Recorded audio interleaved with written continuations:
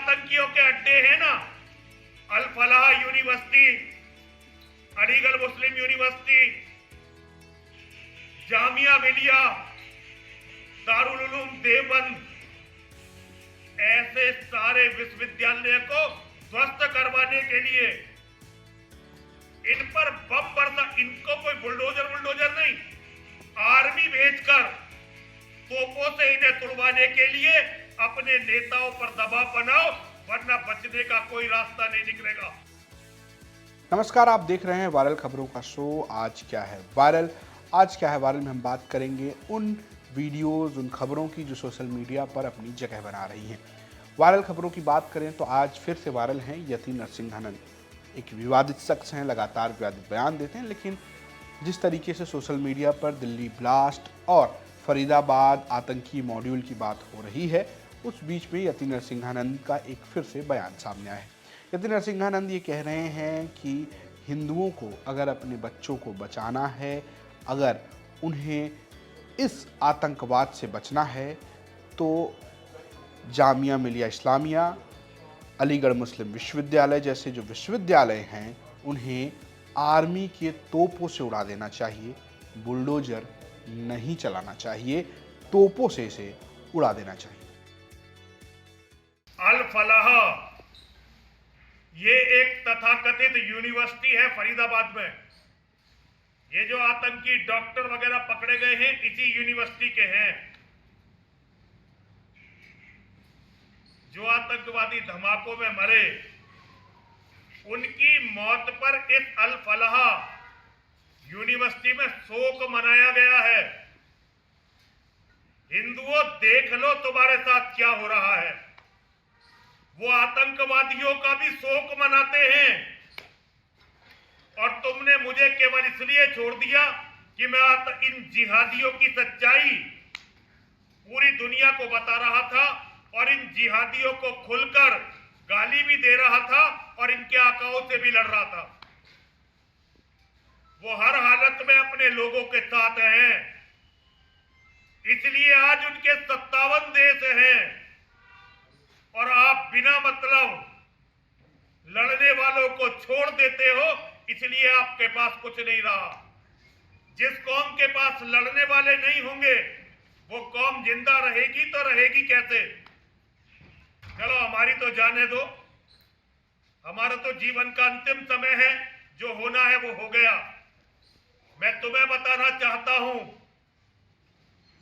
अगर चाहते हो कि तुम्हारे बच्चे जीवित रहे, तुम्हारा वंश चलता रहे, तो एक तो जो लड़ते हैं उनका साथ देना सीखो। और ये जो आतंकियों के अड्डे हैं ना, अल फलाह यूनिवर्सिटी, अलीगढ़ मुस्लिम यूनिवर्सिटी, जामिया मिलिया, दारुल उलूम देवबंद, ऐसे सारे विश्वविद्यालय को ध्वस्त करवाने के लिए इन पर बम बरसा, इनको कोई बुलडोजर नहीं, आर्मी भेजकर तोपों से इन्हें तुड़वाने के लिए अपने नेताओं पर दबाव बनाओ, वरना बचने का कोई रास्ता नहीं निकलेगा। यति के इस बयान को लेकर सोशल मीडिया पर घमासान मचा हुआ है। कुछ लोग लिख रहे हैं कि यति के आतंकियों के अड्डे अल फलाह यूनिवर्सिटी, एएमयू, जामिया मिलिया, दारुल उलूम देवबंद को आर्मी भेजकर तोपों से उड़वा देना चाहिए। यति नरसिंहानंद। एक और यूजर लिखते हैं कि यति नरसिंहानंद का भड़काऊ बयान, कहा एएमयू, जामिया देवबंद को तोपों से उड़ा देना चाहिए। सेम बात उन्होंने भी रिपीट की। वहीं कुछ लोग इसके समर्थन में भी लिख रहे हैं। एक व्यक्ति लिखते हैं कि आतंकी के अड्डे अल फलाह यूनिवर्सिटी, एएमयू, जामिया मिलिया, दारुल उलूम देवबंद को आर्मी भेजकर तोपों से उड़ा देना चाहिए। यति नरसिंहानंद मंडलेश्वर। इनकी बातों से कौन सहमत है? आपको बता दें कि अल फलाह जिस यूनिवर्सिटी की बात हो रही है वो फरीदाबाद में है। फरीदाबाद से जो डॉक्टर मुजम्मिल गिरफ्तार हुए हैं, जिनके ऊपर आतंकी गतिविधि के आरोप हैं, और आरोप ये है कि उन्होंने अपने घर पर भारी विस्फोटक रखे, वो उसी यूनिवर्सिटी से संबंधित थे। इसके अलावा डॉक्टर शाहीन शहीदी, जो लखनऊ की रहने वाली है, उनके ऊपर AK-47 रखने, मुजम्मिल के साथ दोस्ती रखने और इस पूरे प्रोग्राम में शामिल होने का आरोप है। उसको लेकर भी साफ साफ तरीके से यही बात कही गई है। उनका भी संबंध इसी यूनिवर्सिटी से था। तो कुल मिलाकर अल फलाह यूनिवर्सिटी को लेकर अब सवाल उठने लगे हैं और उसको लेकर सोशल मीडिया पर लोग अलग अलग किस्म की बातें कर रहे हैं। हालांकि आपको बता दें कि देवबंद दारुल उलूम जो है वो एक धार्मिक यूनिवर्सिटी है जो धर्म की बात करता है, धार्मिक शिक्षा की बात करता है और मुख्य तौर पर मदरसे संचालित करता है। अभी हाल फिलहाल में जो अफगानिस्तान के प्रतिनिधि भारत आए थे, उन्होंने भी देवबंद के दारुल उलूम में गए थे और वहाँ पर उन्होंने बातचीत की थी और एक अलग किस्म की उनके लिए वहाँ पर फैन फॉलोइंग भी देखने को मिली थी। वहीं जामिया मिलिया या अलीगढ़ की बात करेंगे तो ये ऐसी यूनिवर्सिटीज़ हैं जहाँ पर किस्म किस्म के छात्र पढ़ते हैं। ये कोई एक धर्म विशेष के छात्र नहीं पढ़ते, बल्कि आपको उसमें सभी छात्र पढ़ते नजर आते हैं। अब बात करते हैं दूसरी खबर की जो चर्चा में है, और वो चर्चा में है हिंदू राष्ट्र बनाने को लेकर एक पद यात्रा जिसमें राजा भैया का सहयोग है। धीरेन्द्र शास्त्री, जिन्हें बाबा बागेश्वर के नाम से कुछ लोग कहते हैं, धार्मिक गुरु हैं, वो एक यात्रा निकाल रहे हैं हिंदू राष्ट्र की मांग को लेकर। दिल्ली से शुरू हुई यात्रा जो है वृंदावन तक जाने वाली है। इसको लेकर रघुराज प्रताप सिंह राजा भैया, जो कि कुंडा से विधायक हैं, बाहुबली कहे जा सकते हैं, जनसत्ता दल लोकतांत्रिक के अध्यक्ष हैं, उन्होंने एक अपील की है। उनकी अपील सुनिए। सभी साथियों को सादर जय सिया राम। श्रद्धेय धीरेन्द्र शास्त्री जी, बागेश्वर धाम सरकार, दिल्ली से वृंदावन तक की एक पदयात्रा निकाल रहे हैं। इस पदयात्रा का उद्देश्य सनातनियों में, हिंदुओं में जागरूकता लाना, जातिवाद जो एक बहुत बड़ा अभिशाप है हम सब के लिए, उसको दूर करना, जात पात की करो विदाई, हम सब हिंदू भाई भाई, इस नारे के साथ भगवान श्री कृष्ण की जन्मभूमि पर भव्य मंदिर का निर्माण, यमुना मैया की स्वच्छता, अनेक ऐसे मुद्दे लेकर के ये पदयात्रा आरंभ हो रही है।